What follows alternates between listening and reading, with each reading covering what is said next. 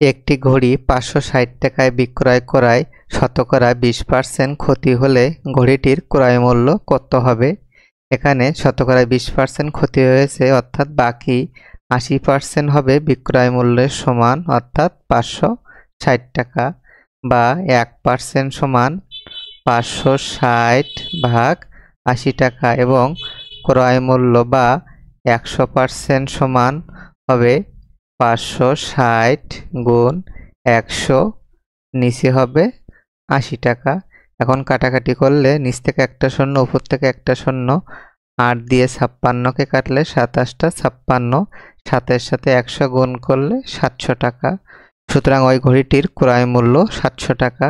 অপশানে গ হলো সঠিক উত্তর। ১৫ টাকার ৭% কত হবে?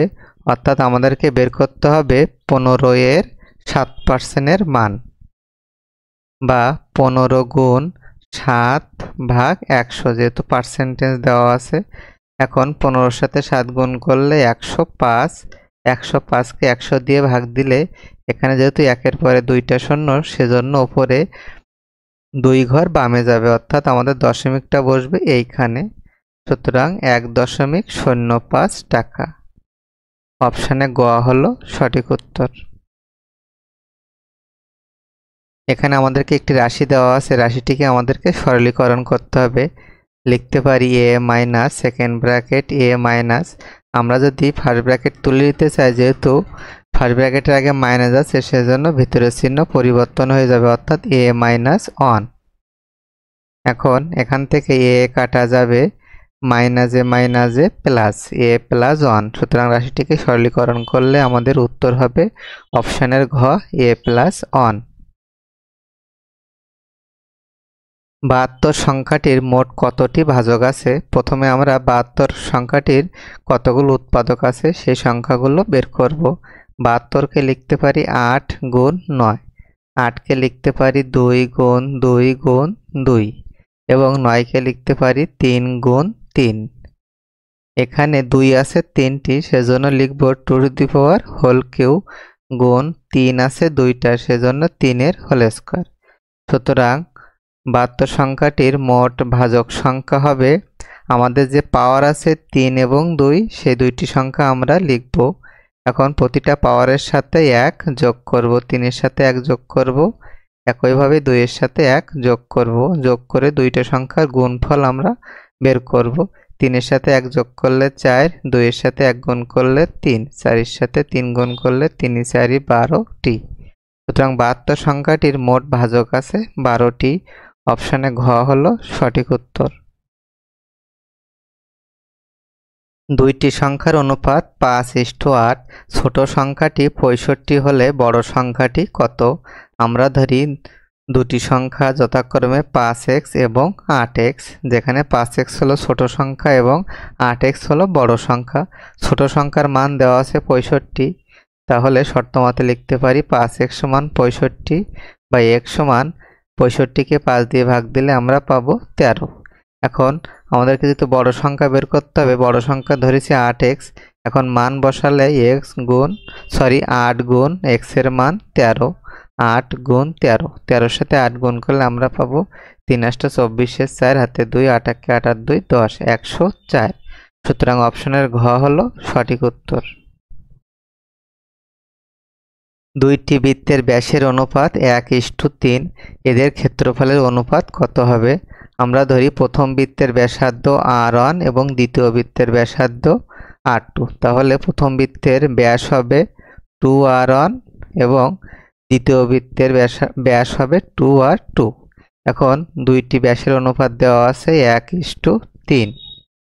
আমরা জানি অনুপাত মানে ভাগ, তাহলে লিখতে পারি 2r1 ভাগ 2r2 সমান 1/3। 2 কাটা যাবে, বা r1 ভাগ r2 সমান 1/3।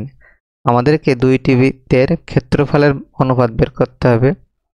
তাহলে প্রথম বৃত্তের ক্ষেত্রফলের সূত্র হলো πr1² এবং দ্বিতীয় বৃত্তের ক্ষেত্রফলের সূত্র হবে πr2 এর হোল স্কয়ার।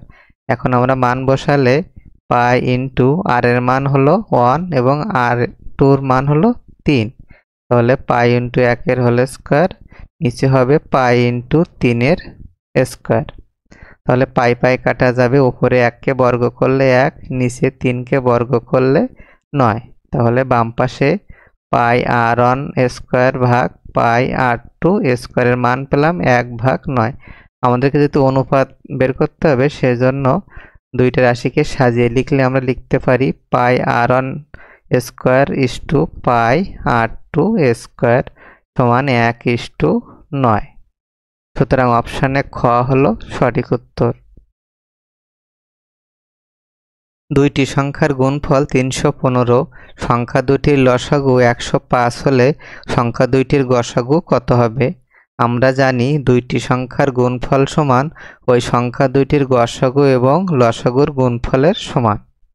দুইটি সংখ্যার গুণফল দেওয়া আছে 315 এবং দুইটি সংখ্যার লসাগু দেওয়া আছে 105। সুতরাং সংখ্যা দুইটির গসাগু হবে 315কে 105 দিয়ে আমরা পাবো 3। সুতরাং অপশানে খ হলো সঠিক উত্তর। 12 জন লোক একটি কাজ 9 দিনে করতে পারে।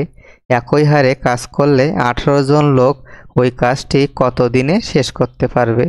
আমাদের দেওয়া আছে 12 জন লোক কাজটি করতে পারে 9 দিনে। একজন লোক যদি ওই কাজটি শেষ করতে চায় তাহলে বেশি দিন লাগবে, সুতরাং 9 গুণ 12 দিনে। এবং প্রশ্নে দেওয়া 18 জন লোক ওই কাজটি শেষ করতে পারবে 9 গুণ 12 ভাগ 18। এখান থেকে আমরা পাবো 6 দিনে। সুতরাং একই হারে কাজ করলে 18 জন লোকের ওই কাজটি শেষ করতে 6 দিন লাগবে। অপশানে খ হলো সঠিক উত্তর। 1 থেকে 100 পর্যন্ত 9 বিশিষ্ট সংখ্যা কয়টি? 1 থেকে 100 পর্যন্ত 9 বিশিষ্ট সংখ্যা আছে 19টি। 50 ডিগ্রি কোণের পূরক কোণ কত ডিগ্রি? পূরক কোণের সংজ্ঞা অনুযায়ী আমরা বলতে পারি যদি দুটি কোণের পরিমাণ 90 ডিগ্রি এর সমান হয় তবে একটি কোণকে অপর কোণের পূরক কোণ বলা হয়। সুতরাং 50 ডিগ্রি কোণের পূরক কোণ হবে 90 ডিগ্রি থেকে 50 ডিগ্রি বিয়োগ যাবে, এখান থেকে আমরা পাবো 40 ডিগ্রি।